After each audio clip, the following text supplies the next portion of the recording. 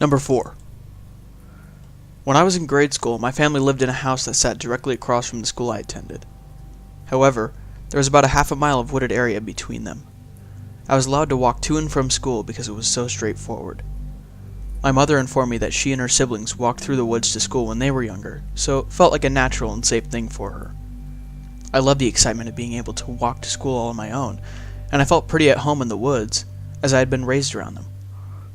The walk was pretty direct, with very little issues, aside from a small but wide creek that I had to cross. The creek itself was no problem. It was the fact that on each side there was a steep bank that had to be scaled. It wasn't too terrible unless it had been raining. It had rained the day before, so my steps, which were normally loud, were fairly silent. This might have saved my life. It at least saved me from something terrible. When I reached the creek, I was in my own little world. I was thinking about a science project we had to do at school and whether or not I was fully prepared for my part in it. I was doing the supernova section and wasn't feeling very ready to make a speech in front of everyone, explaining it. Anyways, I reached the creek and dropped down the first bank with a slightly wet thud. I crossed over the river and began looking for something to grab a hold of to pull myself up with. There were usually roots sticking out to use. Before I could climb up on the other side, I heard a noise, like people talking. I stopped and waited to see if I heard it again, and I did. I heard a couple of boys talking, getting closer to me. I smashed myself up against the bank and listened for a minute. I don't know why, but something just told me to stay away. Something was wrong. The boys came so close, all the way to the edge of the creek bank, but they didn't jump down. As luck would have it, there was an overhang that I was able to hide under. I listened as the boys talked. "Yeah, she comes through here all the time. Should be coming around in just a minute." My heart sank. I was the only person that walked this trail to and from school, and they were in my direct path. That isn't to say that no one else was ever in the woods, but in all my time I used this trail, I had never seen another person. To get to the woods from my house, I had to cross the road and walk through a small flat area with no trees, and from the school side, I had to walk through the school's football field. Anyone from either side could have seen me going in or out of the woods easily. I stood plastered to the wall of mud, waiting for them to catch me, but they walked around a little bit, smoked a couple of cigarettes, and started getting frustrated. "Where the fuck is she, man? You said she would be here, so where is she?" "Maybe she isn't coming to school today. Anyway, we gotta go, we're gonna miss our bus." The high schoolers caught their bus to the high school, and at the elementary school. This told me two things. One, they were obviously in high school, so much older than me. And two, they had some seriously bad intentions toward me. I heard them leaving, but I didn't dare move. I waited a good 30 minutes or so before I darted out of the creek bed and toward home. I will never know exactly what those two boys had planned to do to me that day, and I'm not sure I want to. So, creepy high schoolers waiting in the woods for a little girl? Let's not meet. Number 3. One day, my parents weren't home, so it was just my sister and I doing school. We were homeschooled. I don't remember how old we were, but I do know what homeschool program I was doing. So I was in anywhere from 3rd to 5th grade, and my sister is 3 years older than me. We were sitting in the dining room on our computers doing school, like we always did. One of us was facing the window, and one of us was sitting across the table with our back to the window. Then these two huge guys walked up to our porch, which is what the window faced. I distinctly remember them being tall, husky guys, wearing black suits, shirts, black slacks, and one of them had a neon pink silk tie, and the other had a neon green one. My sister and I still argue about whether they were black or Hispanic, but either way, they had darker skin. One of them was darker than the other. The darker skinned one had a shaved head, and the lighter one had black hair kind of slicked back. They were holding clipboards. As soon as they reached the door, they pounded on it, like policeman style. I've always been a very skittish person, afraid of my own shadow, so that alone terrified me. They kept pounding and ringing the doorbell for a few minutes. Then one of them looked into the window, like hands over their eyebrows, touching the window looking in. The blinds were open, so they saw us staring right back at them. The darker-skinned guy looked in too, and then started knocking on the window as well. "Hey girls, don't worry, just open the door." I was shaking in my chair. I was terrified of kidnappers and burglars, and as far as I knew, I was staring one right in the face. Thankfully, my sister walked over to the window and closed the blinds, grabbed the phone, and called my grandparents who lived right across the street. They left after that. I have no idea what they wanted, or if their intentions were innocent or not, but that is not how you approach two young girls. For years after that, I was petrified of someone knocking at the door, just strangers in general. Whoever they were, I'd rather not meet them again. Number 2. When I was 19, I worked for a company that allocated labor to rural areas of Australia. Basically what you did was tell them where you were available, and they'd send you to a remote farm for a few weeks where you'd do whatever they needed done. It was hard work and long hours, but good pay and good fun if you got in with a nice group of workers.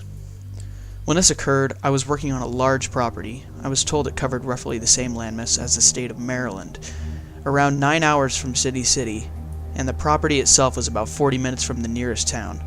In short, it was the middle of nowhere. I was working at the farm, clearing bushland with 3 other guys my age from the city. Our boss was a guy called Jeremy who owned the farm and supervised us while helping out with the work. He was pretty laid back and was generally really good to us. This summer in particular was very hot, and the work was hard, so one day when the temperature hit about 38 degrees Celsius, about 100 Fahrenheit, Jeremy decided to give us the afternoon off. He said he knew of a water hole on the farm about a 25-minute drive north. I was keen for a swim, but the other guys just wanted to relax for the Arvo, so him and I hopped in one of the work trucks and started heading across the property. It was mostly wide, empty expanses with a few clumps of scattered bushland. Jeremy wasn't much of a talker, so we drove more or less in silence. After about 20 minutes, however, he suddenly perked up and jabbed me in the ribs. Do you see that? Over there? Beneath the 2 dead trees? I should mention here that if you're not familiar with inland areas, particularly those in Australia, they are brown or red and mostly flat and bland, meaning any bright colors stick out like a sore thumb. So you can imagine our surprise when we could see a large blue angular structure far off in the distance. We steered in its direction, and as we got closer we realized it was a huge blue shipping container, just sitting in the middle of nowhere. Jeremy was perplexed. I asked him if he knew what it was, but he obviously didn't. He said he hadn't seen it when he drove through the same area about 5 weeks before, and he wanted to go and see what it was. Initially we pulled to a stop about 100 meters away from it. At this stage I had a really bad feeling. The whole thing wasn't right. It's hard to explain, but if you can imagine seeing such a foreign object in the middle of a huge barren expanse, it had to be something weird. Jeremy, however, wanted to investigate, which I understood, given it was his property, but in truth I was really anxious. As we got closer, things got even more bizarre. There was a big diesel generator behind it thumping away, and a CCTV camera on each side, all motion activated so they buzzed from side to side, following us as we moved around. I tried to reason with Jeremy, something along the lines of, "With all this security, someone obviously doesn't want us here, let's just go." He brushed me off, however, reminding me that it was his farm, and whoever had put this here was trespassing, so we wanted to go inside. Despite all the surveillance, there was only a single padlock on the huge door. We had some bolt cutters in his toolbox, and after a bit of a struggle, we broke the lock and went inside. The first thing I noticed was the rush of cold air as we got in. The place was air-conditioned, which I must admit was quite pleasant on such a hot day. We searched around for a light switch, but I could already see this was some sort of IT setup. There were flashing LEDs all around the place, and the sort of hum you hear when a hard drive is working hard. When we finally switched on the lights, we could see a sophisticated office setup. There were hard drives the size of bar fridges and other computer equipment lining the walls, sometimes piled 2 or 3 high, and plastic storage boxes scattered around the far wall, and several desks with computer monitors arranged in the middle, complete with rolling office chairs. At this stage, I felt like I was in one of those nonsensical dreams.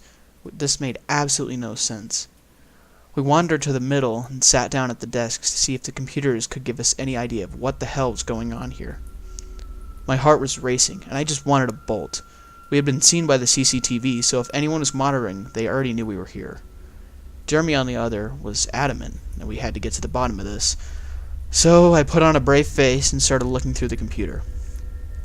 This went on for a while, but in short, neither of us had a very high grasp of technology outside of Facebook and Microsoft Word. The best I can describe it from my lay position is that it was endless lists of computer talk. It was like the old Napster or LimeWire download screens looked like, just constantly picking up and receiving data, then recording it on several windows. I gave up on the computers and walked cautiously over the far end of the container to the big pile of storage boxes. By then I was pretty sure no one else was there, as there were nowhere to really hide, but I was still incredibly on edge. I decided, against my better judgment, to see what was inside all those boxes. My brief sift through this box still makes me feel sick to my stomach. It didn't take long for me to realize that this box was full of posters, DVDs, and photos, all of hardcore child pornography. One thing that still gets to me is that it was all neatly ordered into folders and smaller boxes. These people were organized. I immediately recoiled, jumped up, and ran over to Jeremy. I could hardly string a sentence together. I said something to the effect of, "Mate, get out. Child sex. Go, get the fuck up."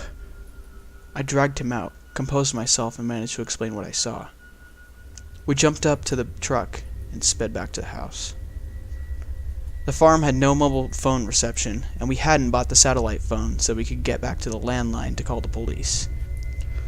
Once we called them, they still had to make it all the way to the farm from the nearest police station, which was in a town about a half an hour from the town closest to the farm, as I mentioned, very remote. We waited, talking frantically about what we'd seen, until the cops arrived almost an hour later. They arrived with 2 four-wheel drives, and we jumped in and they led back. This is where it gets worse. By the time we got back, the container door was open and there was fire inside. We had only 2 small extinguishers in the cars, and these did very little. The fire department took an hour to get there, but by which stage most of the damage had already been done.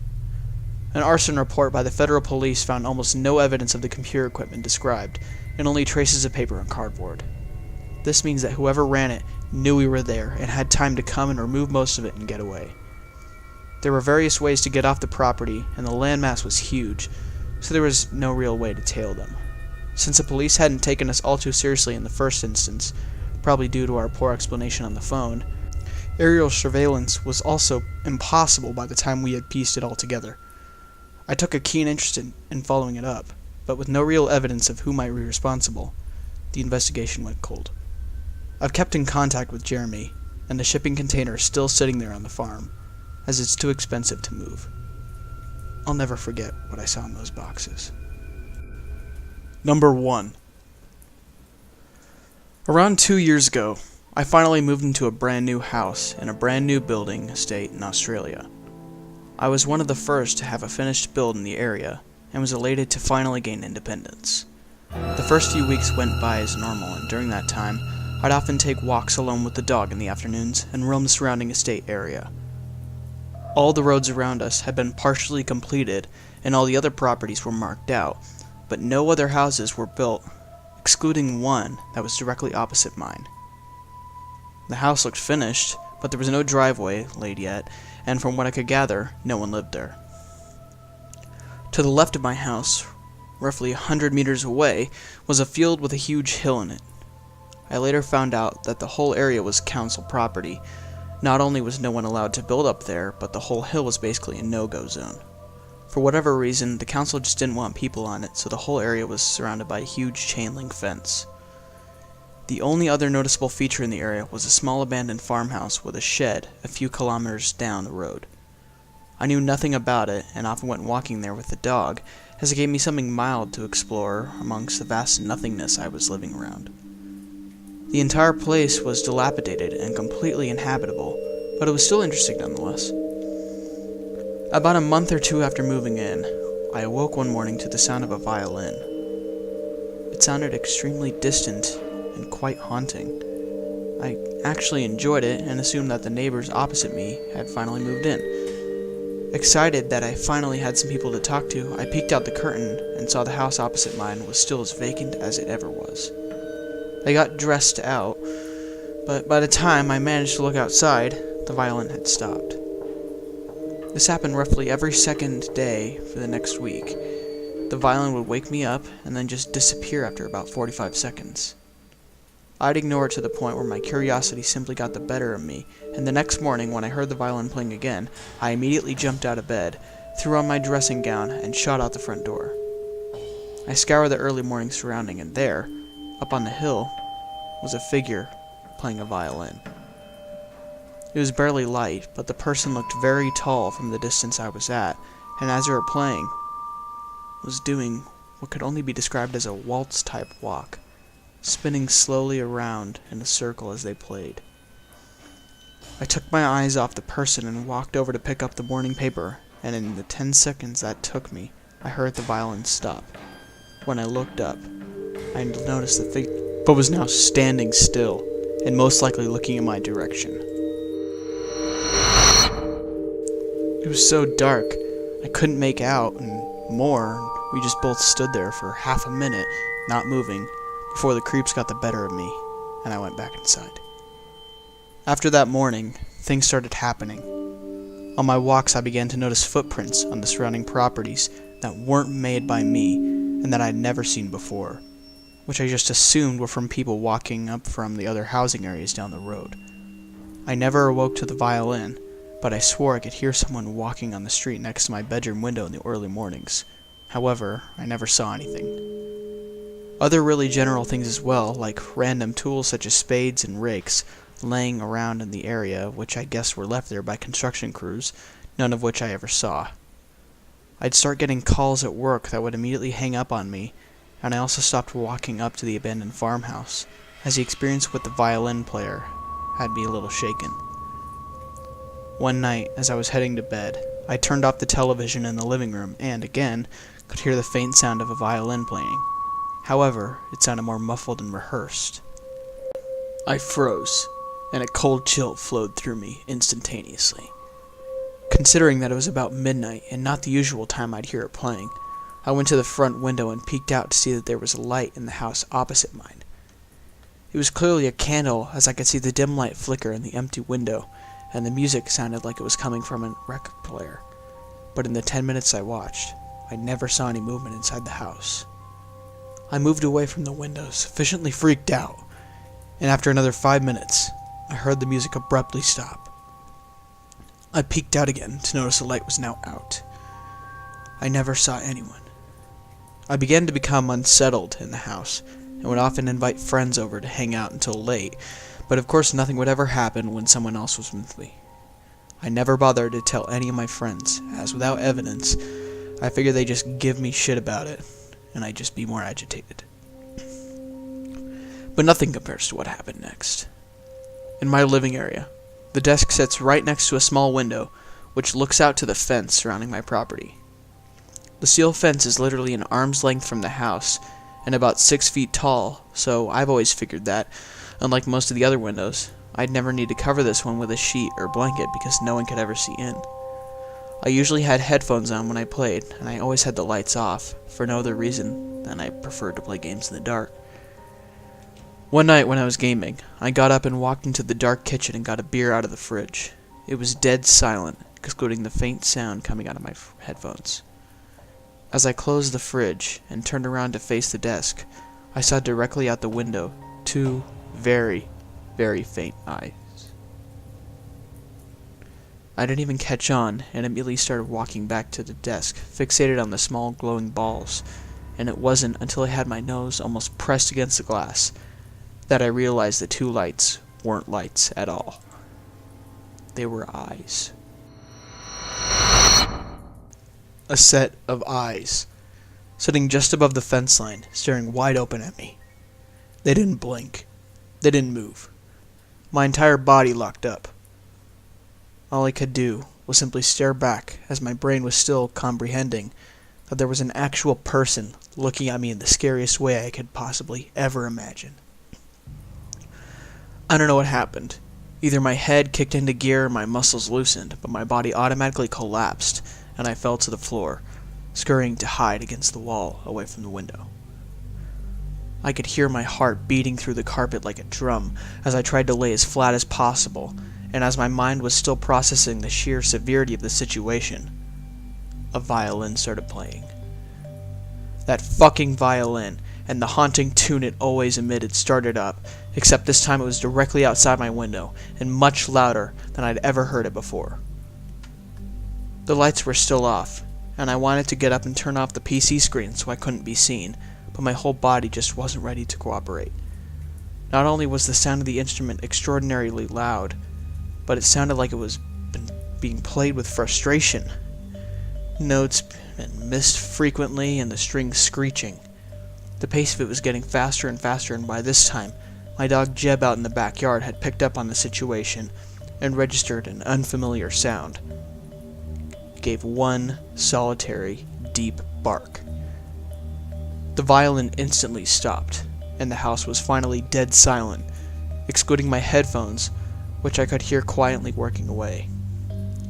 I was still frozen to the carpet, and it wasn't until Jeb gave a second menacing bark that I heard the figure outside the window start to walk away in the direction of my yard. Once that first footstep hit the ground, I instantly thought of the welfare of my best mate, and finally, my head connected with my extremities and my entire body kicked into overdrive. I leapt from the ground and slid across the laminated floor to the back door where Jeb was standing, staring into the backyard. I ducked to keep low and quietly unlocked and slid open the door.